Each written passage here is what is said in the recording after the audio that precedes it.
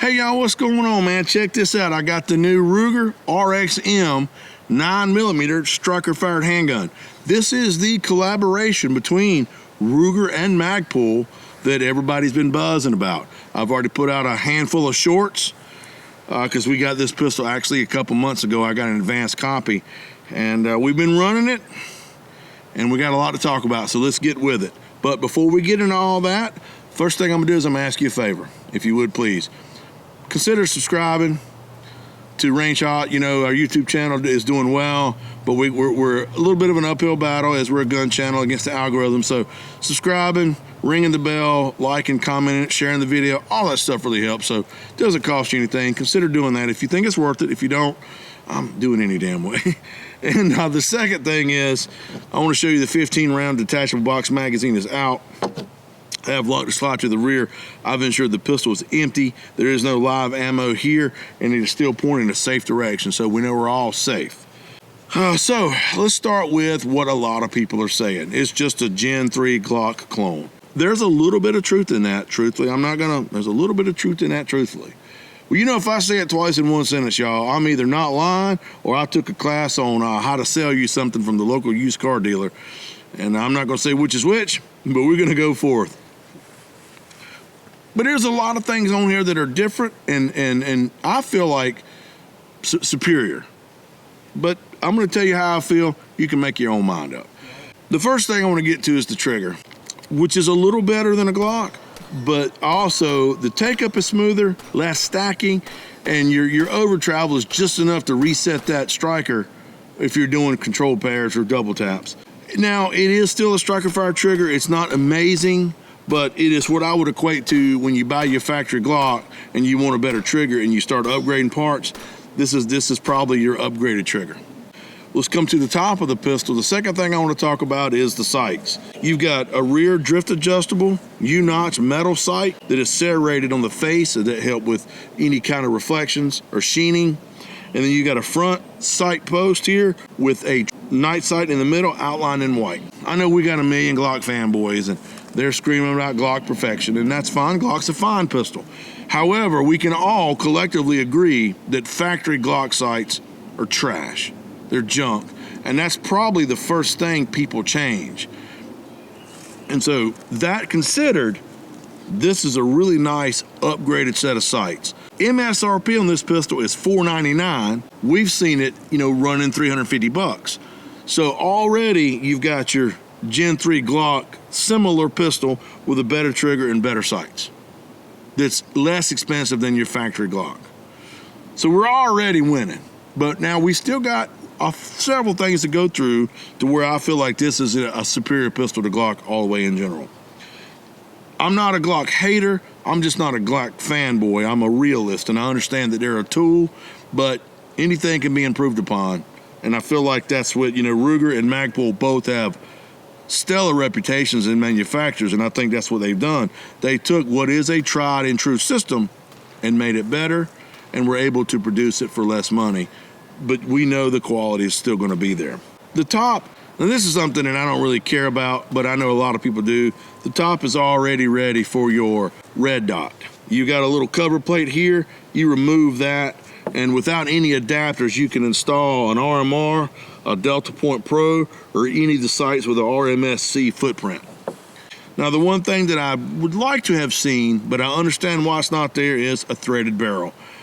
I love threaded barrels on handguns, but Ruger said that most any Gen 3 part for a Glock will fit on this. So if you had to have a threaded barrel, Lone Wolf and them, they make it for it.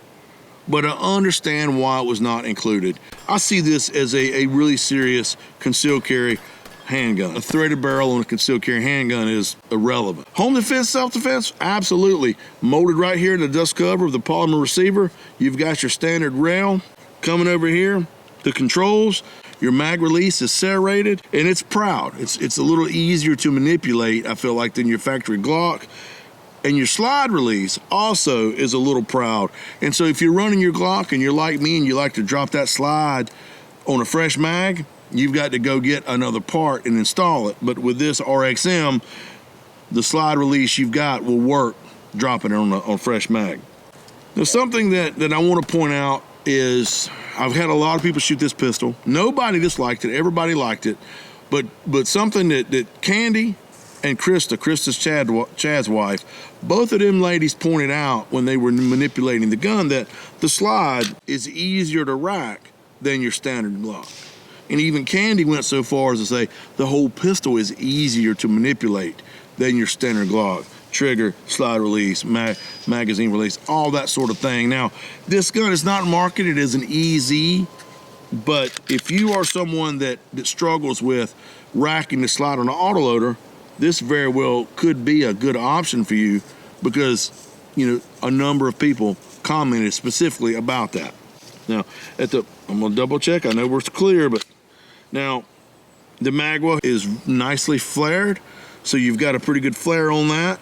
And it comes with two 15-round PMags, which we used a lot, as well as we used factory Glock 1917 mags and the 33-round giggle stick within some 500 rounds of ball and jacket and hollow point through a number of different type of magazines.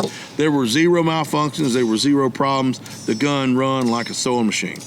So it's got a tremendous amount going for it, but yet there's more.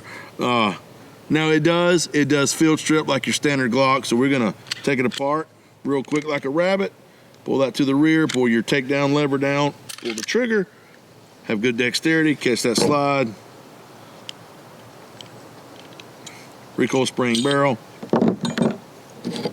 But here, this steel piece, that's actually the serialized pistol that Magpul was making these grip frames or grip modules in different colors, probably some different characteristics. And so if you want to customize your gun, now you could easily do it by just swapping out that little steel insert, because that is the serial number part, which I think is pretty cool. It's going to allow you a lot more customizability. Can I get a rule in the chat on that? That's a word? Customizability? Yeah, Chad's saying yeah, and we know he's an educated man, so we're going to go with that. So how many people, y'all, make 1911s? I mean, how many manufacturers out there make 1911s? Almost all of them. And a lot of them have taken that platform and continually updated it. So when people roll their eyes at a Glock clone, I'm not sure why, because they are continually improving upon a trusted design. And so I feel like with Ruger and Magpul now producing this pistol at a fine price point, and it is certainly, in my opinion, superior to Glock, then it's going to keep all those manufacturers that are making striker-fired guns, it's going to kind of keep pushing the envelope. Make it better, make it more user-friendly, and keep it affordable. This is just, fellas, ladies, this is capitalism right here at work. Whether you like it or not, they're introducing these pistols at a $499 MSRP, street price below $400, $350, I think, maybe even better than that. That's going to keep a lot of these other manufacturers grounded in reality. They're like, well, you know, I've got to make my pistol better, and I've got to make it affordable, and it's got to be accurate and reliable. Accuracy-wise, we did really good with this pistol. You know, we got out here and shot steel with it, but we rested it and shot it out 25 yards, and my best group was 1 inches at 1 inches. I think that'd be 1 inch, because one is not plural. 1 inch at 25 yards, and that was with 115 grain double tap. However, the pistol can do it. For me, that's probably a fluke, but it was averaging 2.5 inch groups at 25 yards from a rest, which, as far as striker-fired handguns go, that's about where it ought to be. You got a lot going for the gun in a small, nice little compact package that if you've already got a Glock 19 holster, this will jive in. It's certainly worth picking up and looking at. I really think Ruger and Magpul coming together is a great thing, and I think that this first collaboration, certainly they hit a home run with it. I'm not a big striker-fired handgun fan, but I do like this pistol quite a bit. I'm glad to see these manufacturers are continually producing good quality, solid options for us as consumers for concealed carry, home defense, self-defense, go shoot your local match, what have you, at a really affordable price point. I mean, it comes in a pretty nice case.